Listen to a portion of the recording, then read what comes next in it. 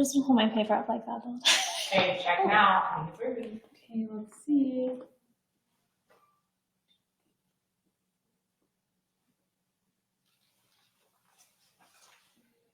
You have to go to the left end. Yeah, we're live. Okay, good. Okay, here we go. Okay. Get the microphone. Great. I think you can see over there if you're on. Oh yeah, it's delayed. Yeah, and it's Oh, not on. let's see.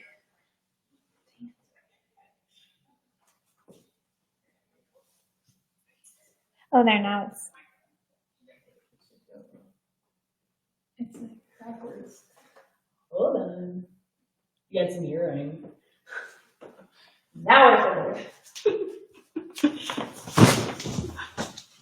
Yay! I think it works. If you click over to the other tab too, I think you can see like if people join or comment. I don't think anyone's on there right now, except for you. but it's stuck on. It's great. Okay, hi. Hi. Hi, audience. Hi. We are in a season here at the Perfect Day Company of trying new things, and so we wanted to try out going live for our audience and just recording more in a long format video where we can chat all things flowers. So we're going to be going live every single Thursday talking about flowers, bartending, what other ones? Photography, etc. And so today Molly and I are here to chat all things flowers. If you don't know, we are the Perfect Day Company. We specialize in making sure every guest and every couple can enjoy every moment of their big day. And so we coordinate close to 100 weddings all over the four corners. Molly has been a coordinator with us for 3 seasons now. And we just this morning did our scheduling for August, September, and October. And we are getting ready for a really crazy, fun fall season. But we wanted to take today just to chat a little bit about flowers. We're going to start by reviewing some flower trends. I want to give the huge disclaimer. We're supposed to answer like if it was our wedding, because we're really adamant that you should enjoy and create a day that you're excited about and that fits your style and budget and all those things. So if you like love one of these things, this is not us saying you shouldn't do it. This is just us saying like what we would want to do, right? That's good. Perfect. Okay, Stella's going to ask us the different floral trends. Stella's behind the camera, just so you guys know. Here, you tell us this floral trend. Okay, we're yay or naying this. You ready? Greenery only. If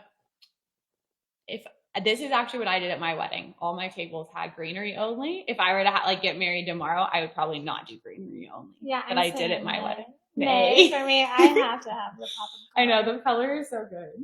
Yeah, okay, what's next? Tossing the bouquet at the reception. Okay, tossing the bouquet at the reception. I think this works really well if you do have a lot of single friends. I think it's really cute. It's a really cute photo moment. It's really special. People think it's fun, but only if you have enough people, because otherwise you have like a very awkward. Yeah. At this point in my life, I would say nay. Yeah, probably no, because I don't have any single friends Me left. neither. Not Yeah. really. Okay. I have a few special ladies out there, but yeah, probably nay. Perfect.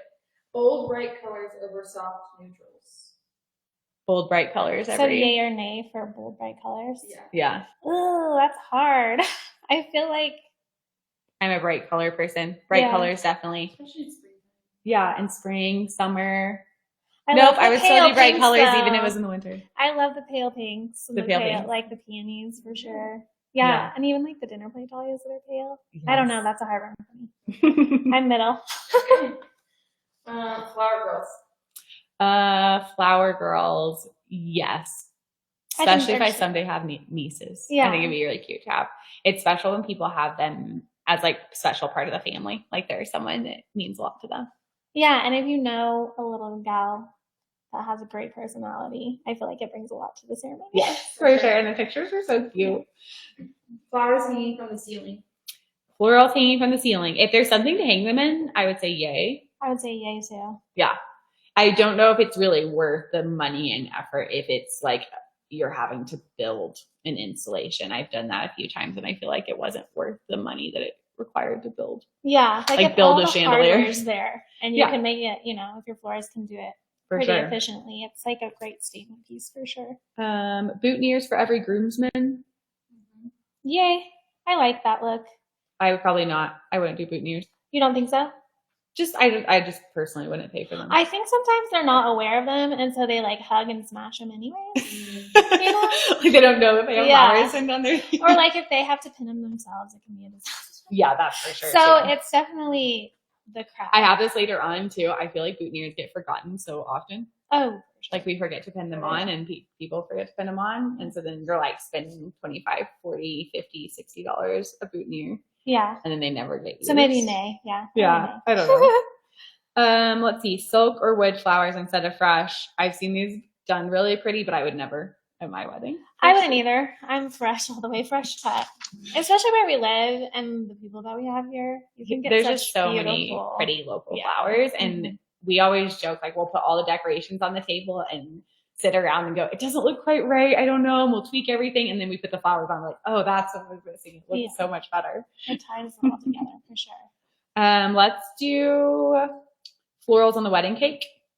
Yay. I think it's pretty. Yes. If I got married tomorrow, my cake, this is a different episode, but my cake would be like one of those giant ones that takes the whole table. Yeah. So I would not put flowers on that. Oh, but, yeah. but I do like flowers on the wedding cake. Yeah. Okay. Let's see. Non-traditional additions like fruit, feathers, or disco balls. If it were my wedding, I would say nay. I think just the flowers speak for themselves. I'm not saying that I haven't seen beautiful bouquets with things in them, but for me personally, I would say nay. Yeah, I would say nay too for that one. Bud vases. Yay, yay, yay. They're so pretty and simple, but they make the right statement, I think. Mm-hmm. So I would say yay. I'd have to decide based on the venue and the table shape, because I think one centerpiece can look really nice, especially on a round table. Mm-hmm. But if there's like a longer table and you're going for more of a farm style look, then I would probably do bud vases. Yeah, I feel like you can kind of, make almost like a long bud Yeah, vase. make it like kind of longer. Wild versus refined arrangements. Ooh, for me personally, I don't know. I like both looks. I'm like, I feel like I'd have to re-envision my whole mood for it if I were to get married. I mean, I definitely think for the bridal bouquet, probably refined. Yeah. Just because I don't know why, but that's what I feel. And then wild on the table looks gorgeous too. So maybe a mix. I'd probably go with wild. I think because when we're in Colorado and most of your stuff is outside, it just feels so like part of the landscape, which is really fun. Arbor or no arbor? I would say no arbor. I think they block the mountains at so many of our pretty venues. True. I agree. Let's see. Last kind of trending question. What are your favorite color palettes right now? I like the hot pinks and the oranges. Yes. And then maybe like a white in there. We had one last year that was so pretty, and the bridesmaids were all mismatched orange and red, and so the bright colors were so fun. But I did one this past weekend with like blues and yellows, and it was so classic summer, and now I'm kind of obsessed with yellow bridesmaids dresses. That was so pretty. It was so pretty. Such a pretty bride. That is my favorite color palette. It's not just because it's the last one I did, but that was probably my favorite that we've done in a long time. We also have a coordinator getting married later this summer, and she's doing like some really like deep blues and pastels, and I'm excited about that. I'm excited. I didn't know that. Yeah, it matches Maggie's wedding that we did a few weeks ago. Yeah. It's like all these like beautiful pastels and dark blues, and I think it photographed so pretty. Yeah, that was really pretty. Cool. Okay, we're going to transition and just chat a little bit about how to find the right flower fit. Before Molly runs you through like how to reach out to people and what you should include, I wanted to say that I will advocate all day for you to have a florist, because they are really good at what they do. They're experienced in design, but not only that, all the logistics that come with bringing flowers.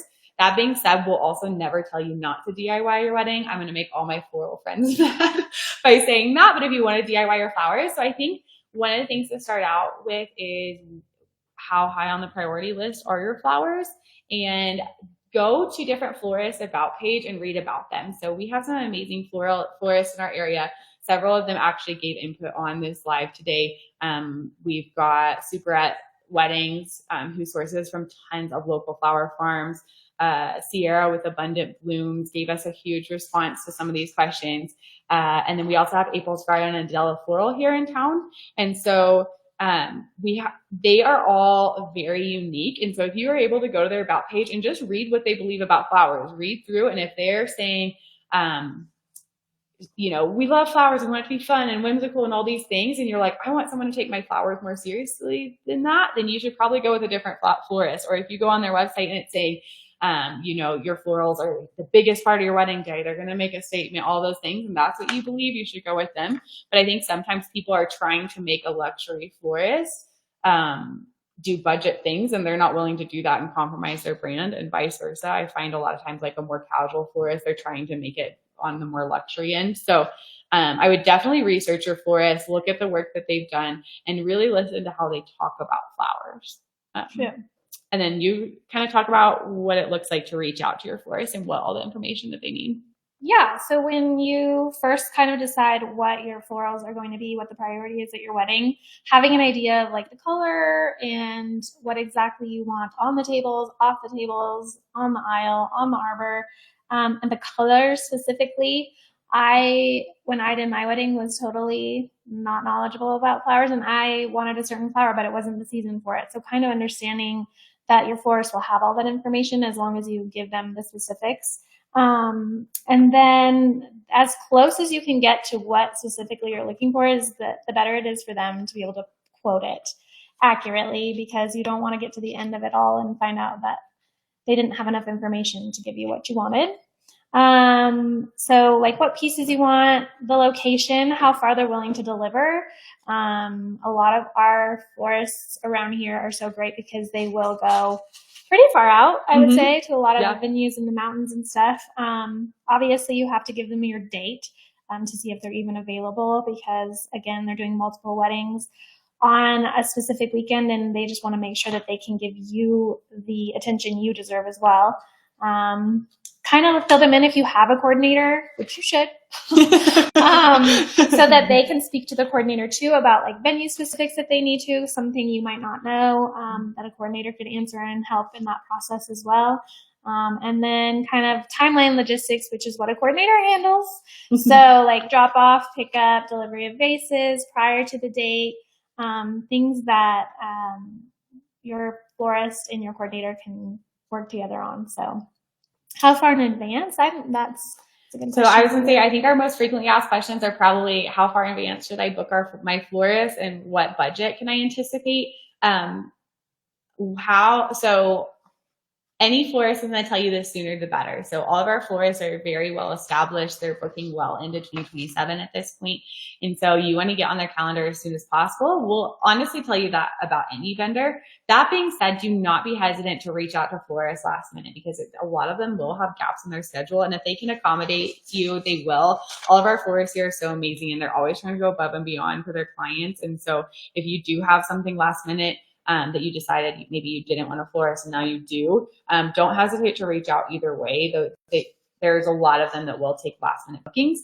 That being said, you have to do that with the mindset of just being really flexible with the inventory that they have available, the time of year, the busyness of the season, and all of those things. So especially as you go up in luxury, if you're more on the DIY side and you're going to source your flowers from a local farm, that can be a little bit more last minute, though they do run out sometimes.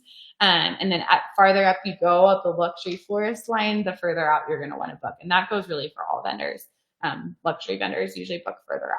So as far as budget, the way I explain this to my couples is telling florists your budget up front and explaining that you're totally willing to work within your budget. A lot of florists here in town will have floral minimums. Some of them are $2,500, some of them are closer to $5,000. And so that's just something to kind of keep in mind when you go into the conversation. Maybe ask them their minimum up front and see if it's even going to work for your budget. And then some of them will do one-off kind of arrangements.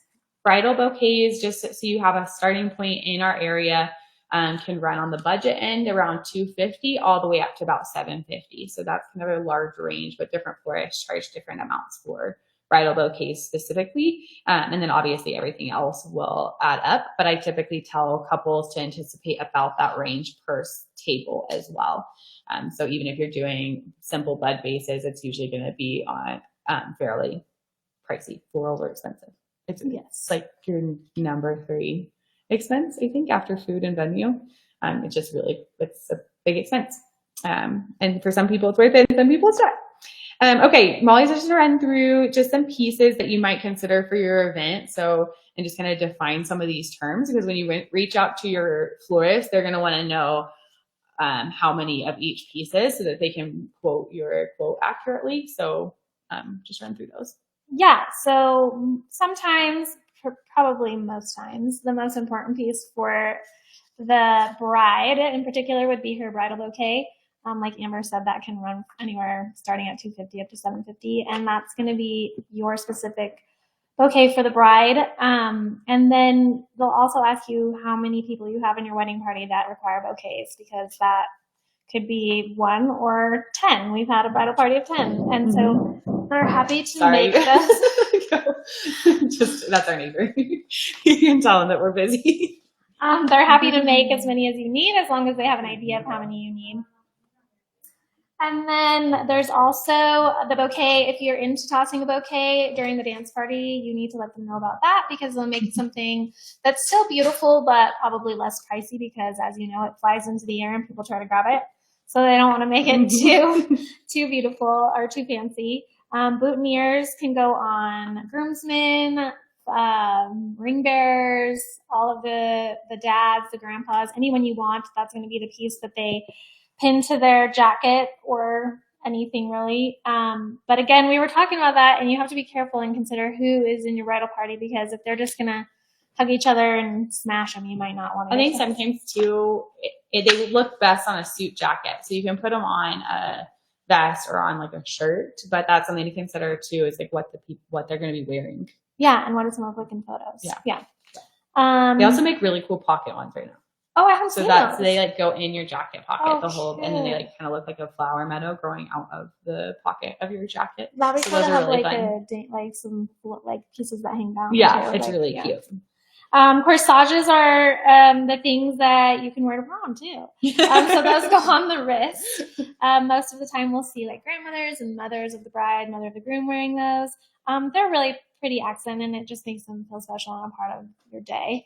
The aisle, we've seen really beautiful aisle floral pieces. So whether that's running the whole aisle or just at the beginning and end, it can be like a bouquet, or we've seen like shepherd hooks holding vases. And then the arc or the arbor at the end. We've seen some really pretty floral installations from a lot of the local florists around here. Again, very unique, based on the vision of the couple, but they can definitely help you visualize or let you know what they can put in those to make them pop for your day. And really creative. People have gotten really creative lately, but you can do like 1 arbor piece or 2, or you can do the whole arbor or 2 sides. People are doing these ground arrangements lately. I know, so pretty. Bless you. And then the sweetheart head table arrangement, typically, like for our weddings, I would say for the most part, that kind of matches the aesthetic of the table decor. Maybe a little bit more extra, because it is really couple sets. But those pieces, we'll oftentimes put like, even display the bridal bouquets there too, because they're so pretty. You don't want them to just disappear after the ceremony. And then the guest table centerpieces, that's again what Amber was talking about, considering the size of your table.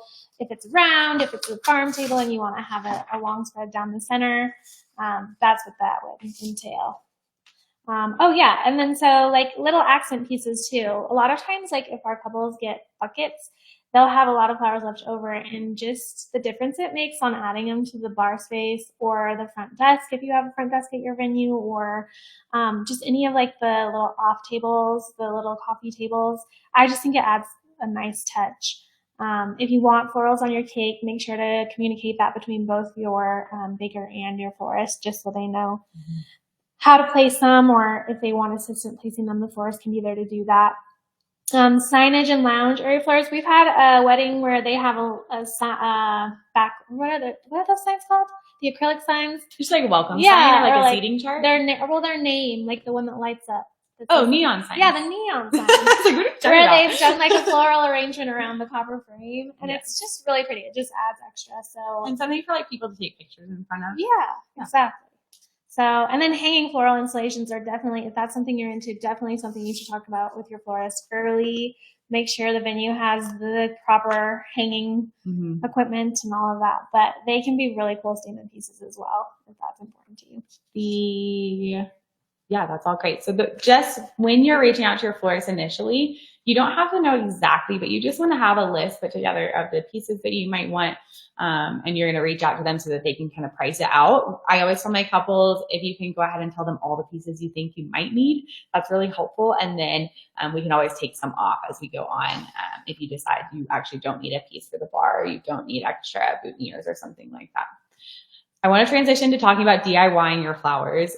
I want to give first a disclaimer that we always say, you know, if you can afford a florist, I think that's the better route to go. They really are experts in their trade and worth it. But also we work with a lot of couples that is just not in their budget. So we really want to help curate events that are a good fit for our individual couples. We don't require budget minimums for our couples.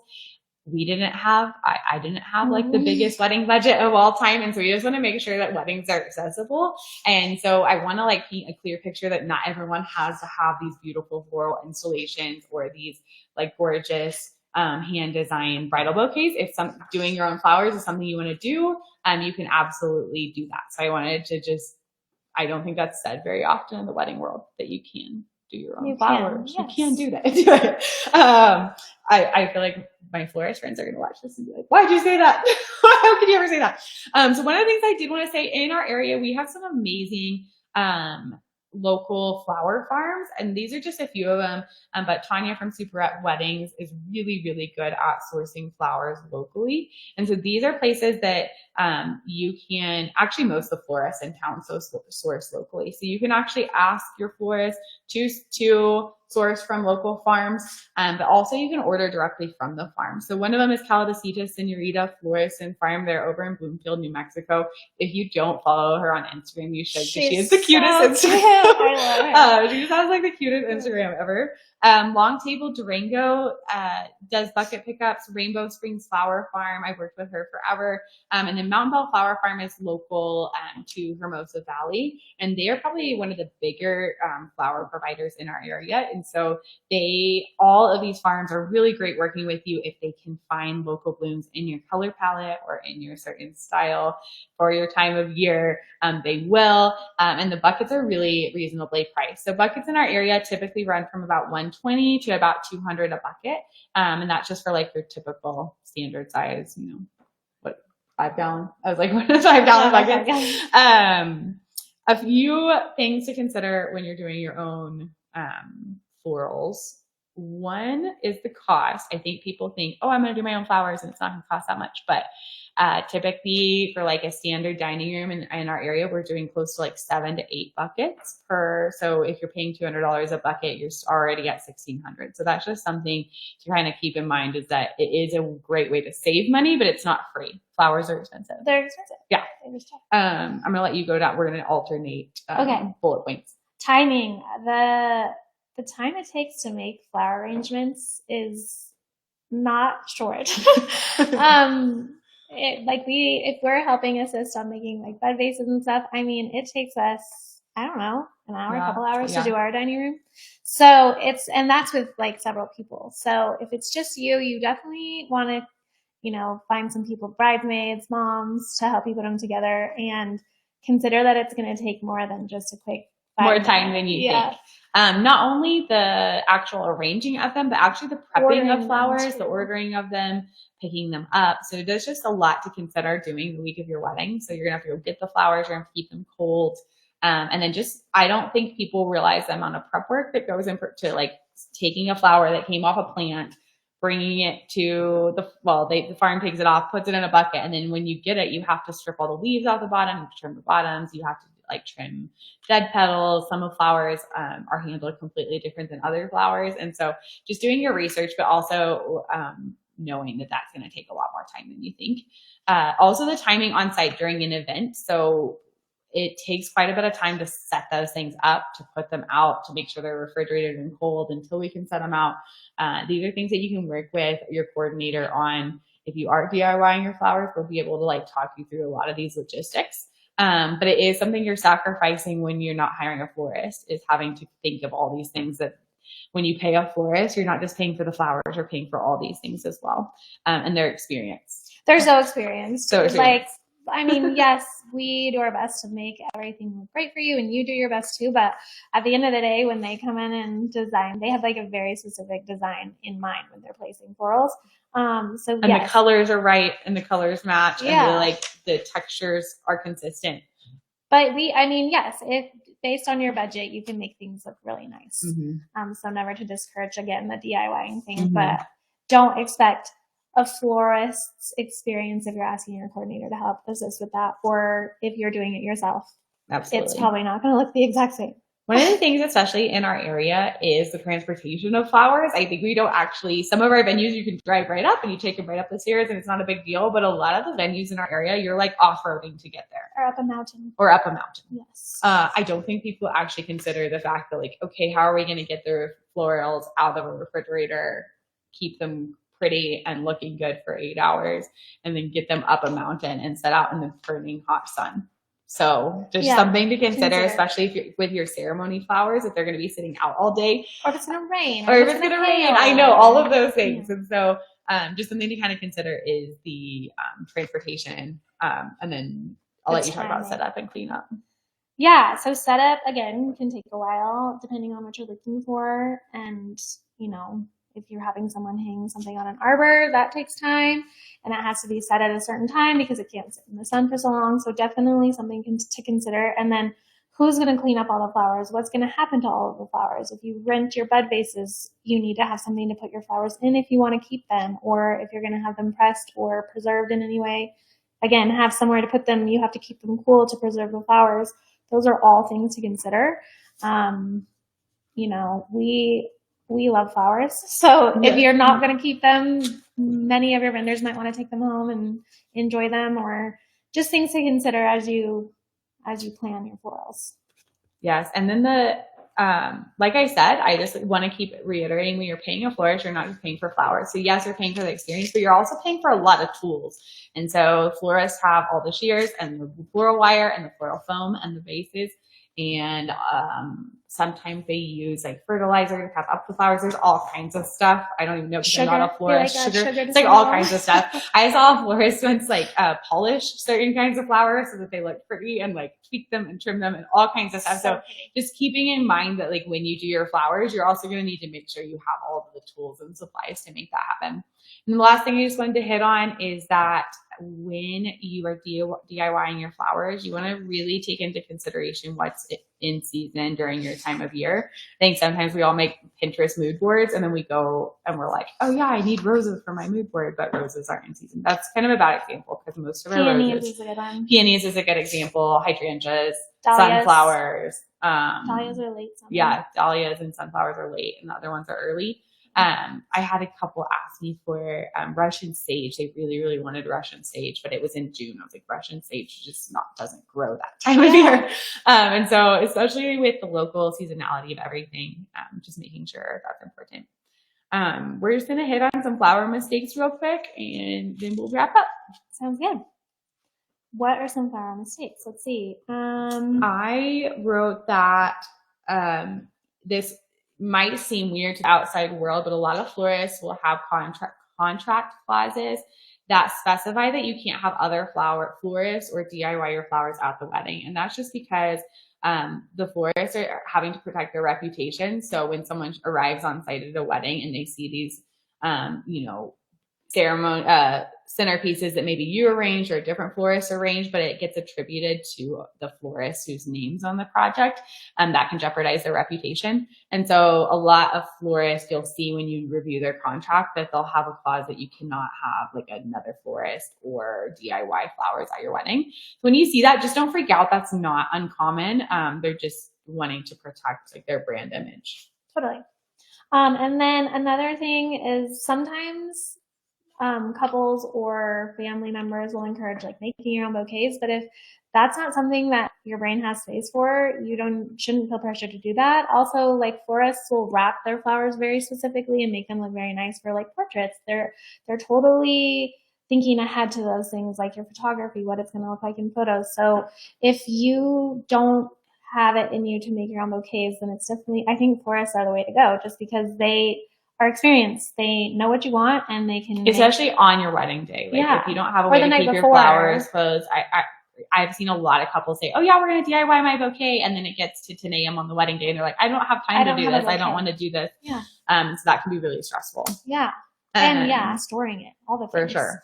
I think a huge mistake is spending money on pieces that don't necessarily matter, whether it's like an aisle piece that people are going to walk by really quickly, or boutonnieres that never get put on, or just things that are like very quick. So I would take some time to think about what floral pieces are people going to spend the most time with. Totally. So obviously your bridal bouquet, I would say your centerpieces, because people are sitting there looking at your flowers the whole time. Your arbor pieces are going to be in the most pictures. Yeah. But I think sometimes I've seen people spend like a ton of money on a bar arrangement, or smaller arrangements with the restrooms or things like that, that I think that money probably could have been rolled into one of the more highly photographed pieces. Totally. If there's ever a staircase or an entrance moment, that's a great spot to do a lot of flowers. And then a lot of times people will have flower girls, but they'll forget to order the petals. Yeah. And then they end up having to pull petals from some of their flowers. So if you are DIYing, I would just recommend getting, a bouquet of roses, or have something that you can easily depetal. But if you are ordering florals, then make sure to remember those with your florist. Yep. And then probably the last thing I would say about flower mistakes is just not repurposing them. So just wanting to talk through like ways you can take your ceremony pieces and use them at your reception as well, or for your bridal bouquets. I don't like to put bridesmaids bouquets on tables. They're usually too tall and they don't look right, but you can use those around cocktail hour and different places, so that your florals aren't just like one and done. Yeah, exactly. And if you're preserving them, you want to keep them in water. Yeah. So. Yeah. Well, those are all our flower tips and tricks. Thanks for going live with us for the very first time ever. We'll be back next week. And we'll critique all of our, I don't know. Do you know what next week is? Stella's going to look it up. Surprise. It's not bartending. I know that. It's not baking. It's not Barbie. It's going to be fun though. It's going to be fun though. I think it's Rose. But we will be back next week to try to chat more, and we'll get hopefully a little bit better with our camera and our audio and all the things every single week. But this is new for us, and it's really fun. So let us know what you think. Definitely comment. We're going to tag in the description all of the different florists that we work with. Definitely go follow them, interact with their staff. They are so talented. And I'll link the flower farms as well. Bye.